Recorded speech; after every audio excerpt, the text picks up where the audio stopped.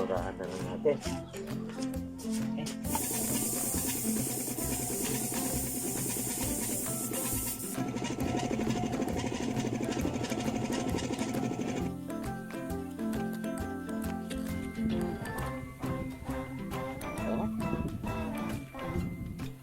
Presentable na.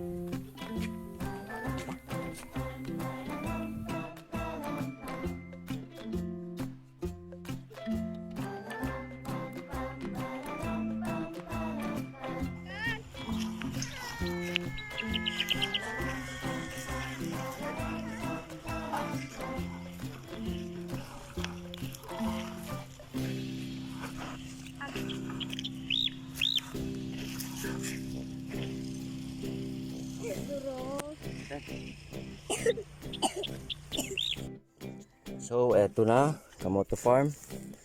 Yung ginawa po nating pangguhit na mano-mano.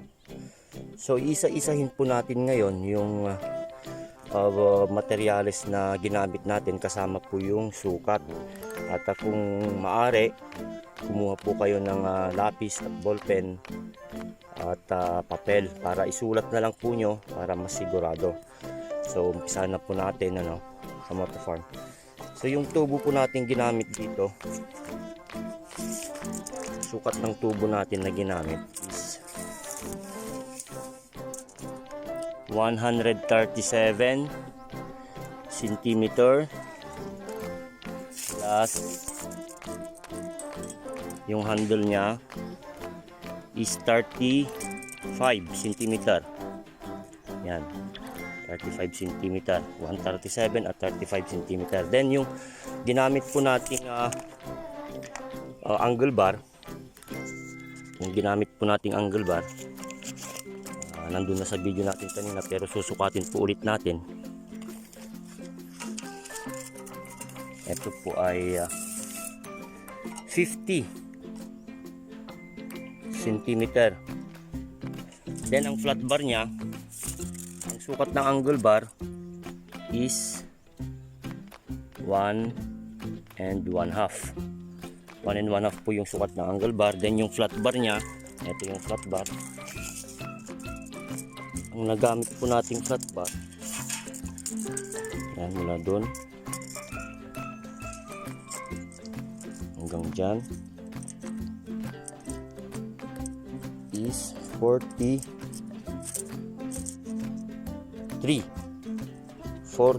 cm. Yan, 43 cm. Then yung corrugated na bakal, ito 8 cm plus 8 cm sa kabila. Then itong handle nya 9 inches. 9 inches po to, itong handle nya. 2 inches yung pababa. Yan. Then 5 inches tong sa taas. Then 2 inches ulit. So 9 inches. Inches po yun mga sir. Then yung flat bar po natin ginamit, ito yung flat bar na ginamit natin. Ito yung size nya.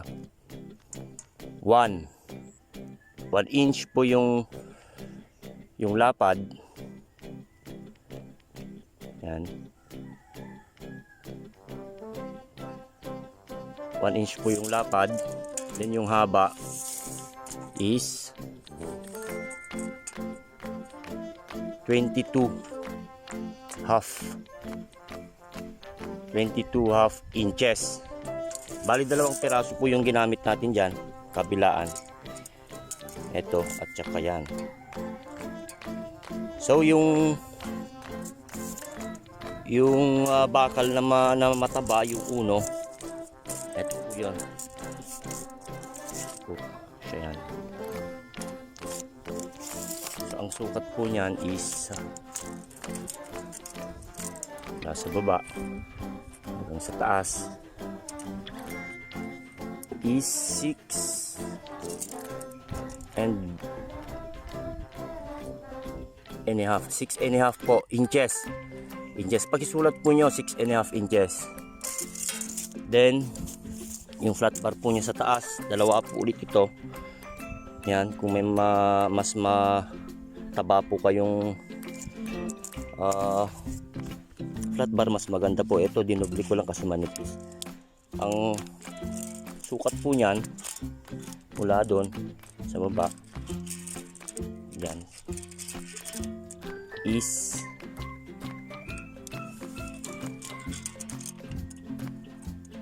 3.5 inch mula doon, mula dito hanggang doon sa taas, 3.5 inches. So yan. Then yung sa likod naman, medyo paliko po yung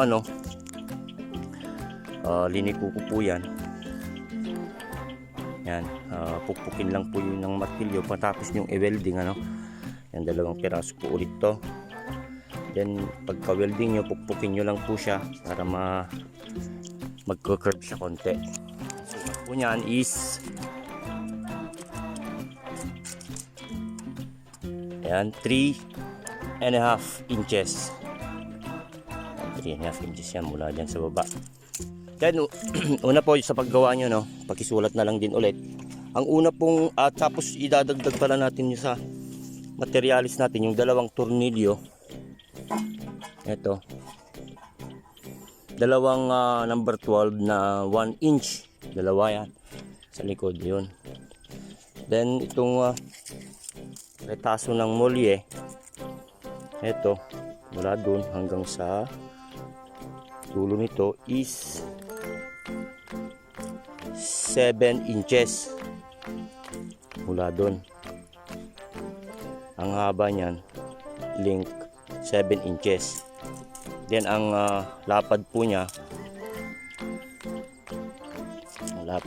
is yan, 7 cm, 7 cm.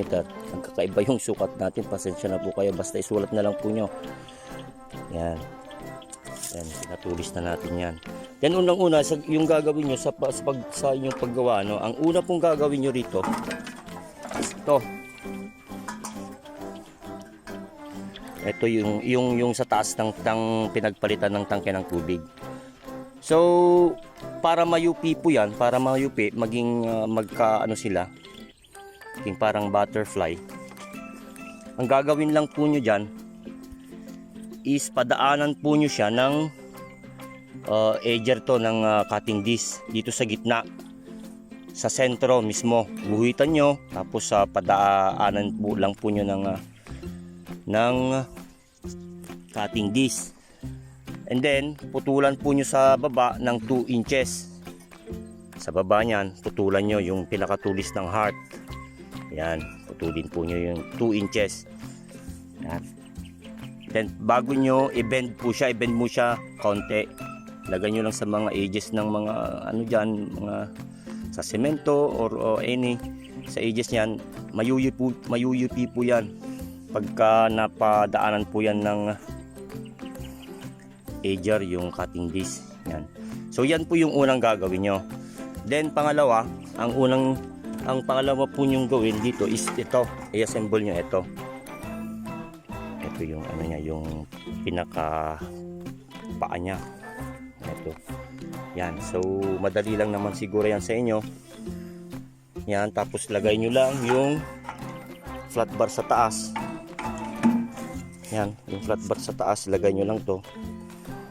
Yan, andyan naman yung sukat, di ba?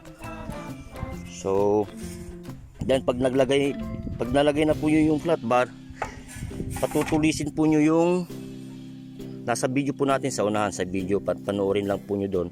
Pinatulis ko to, ganyan yung pagkat ko dyan, kabilaan. Yan. Bago nyo ilagay itong molye. Yan, welding na lang po nyo dyan. So yung pinakatulis nya dyan, yung cut nya dyan mula dun sa taas, ito yon, isulat po. Ito yung haba na tinanggal ko. Yan, bali 8 cm. Yan, 8 cm. Tapos 8 cm po ulit sa kabila. Yan, patulis po yan. Patulis para mailagay natin itong molye. So pagkatapos nun, welding nyo na siya. Then paalala po, bago kayo mag full weld, dapat tignan po muna nyo yung sentro, yung pinakamagandang posisyon bago po kayo mag full weld. Naman yan. Then pagka nabuo na po nyo to, yan yung molye at saka yung angle bar, eto na po yung susunod na ilalagay nyo. So eto, para madali po nyo para madali lang po nyo ito. Ang paglagay po nyo dyan, ito yung pagitan mula doon sa dulo ng molye, 10 cm patras. Ayun po yung pwesto nito. Pwesto niyan. So spot mo po nyo muna ng welding, spot lang, tacking. Then tignan po ulit nyo yung sentro. So pagkatapos po nyo mailagay yan, susukatin po ulit nyo to. Ito, para matayo po nyo to ng maganda. Then ilagay nyo to. Ito yung bakal na to. Ito yung sukat nya. Magalaw.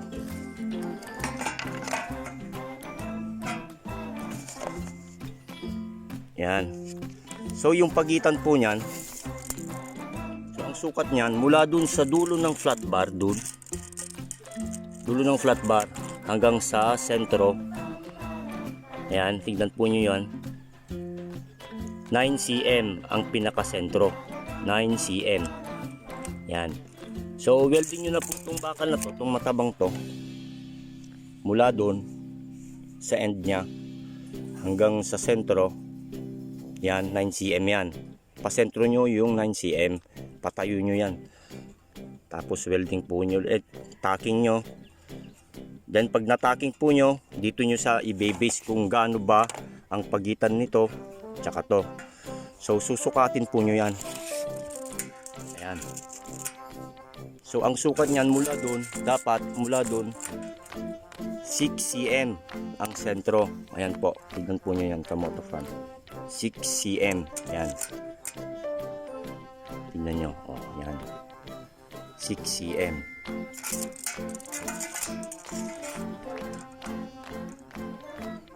Ayan, 6 cm. Then yung pababa nya. Ayan. Tapos kunin mo lang. O, so 6 cm talaga.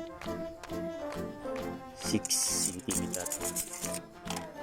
So pagka natayo nyo na to, kamoto farm, pagka okay na to, pwede na po kayong mag full weld dito. Full weld na kayo dito. Then lagay nyo na yung 8 cm na brace nya. Yan, kabilaan yan. Yun, kabilaan po yan. So pag nagawa na po nyo yon, nakabit nyo na, okay na siya. So ang susunod naman po na gagawin natin is yung paglagay nito, flat bar na to. Medyo madilim yan. Ang paglagay po nito. So ang butas po niyan mula dun sa taas, dito sa taas nito,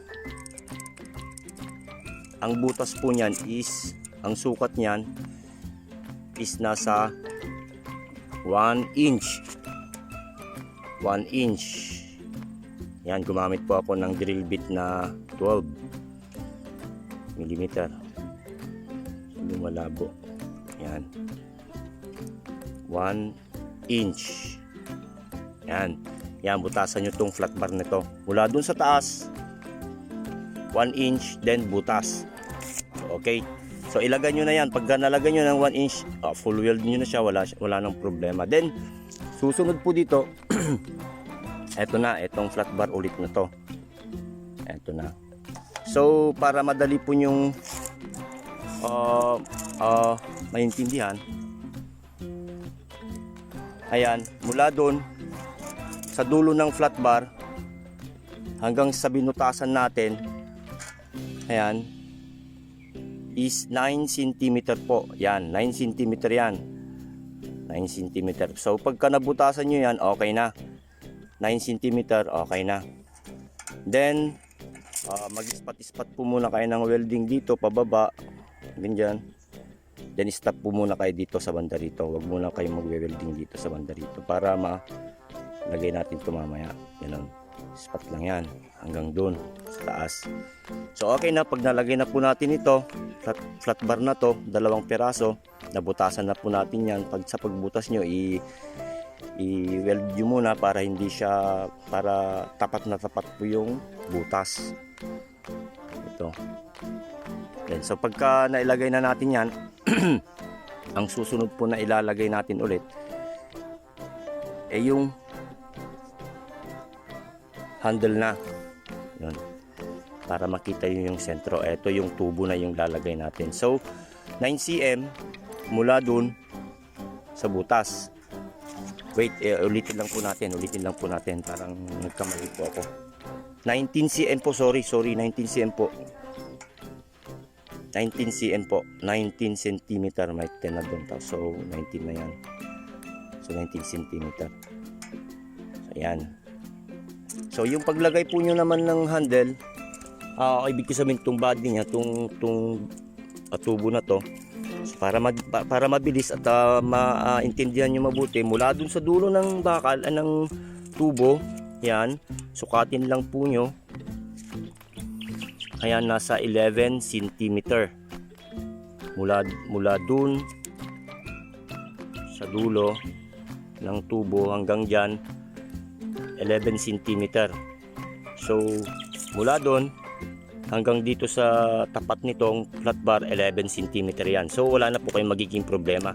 Sukatin nyo na lang sentro nyo, tapos spot na lang ulit yan, spot. So pag okay na siya, nakuha nyo na yung sentro, huwag yung tabingi o kaya sentro nyo lang, welding nyo na yan, welding nyo na siya. Then bago po kayo pagkatapos na ilalagay natin dito is yung eto na. So yung butas naman nito, itong flat bar na to, yung butas nito is mula sa dulo, ayun, 1 inch ulit siya, 1 inch, yan, pasentrohan nyo lang, 1 inch sentro. So butasan nyo po itong flat bar na to, ito 1 inch mula doon, butasan nyo na po. Then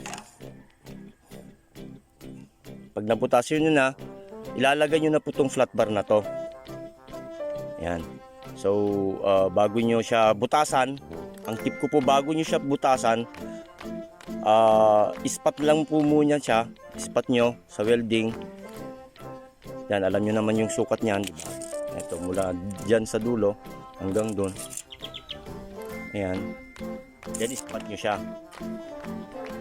Pag na-ispat nyo siya, lagay nyo to. Huwag nyo munang ilagay yung tornilyo, mamarkahan po nyo yung butas.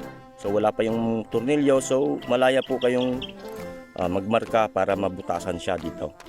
Yan, butasan nyo sa taas, ibaba nyo, markahan nyo ulit, tapos ibaba nyo ulit, markahan po nyo ulit para po sigurado.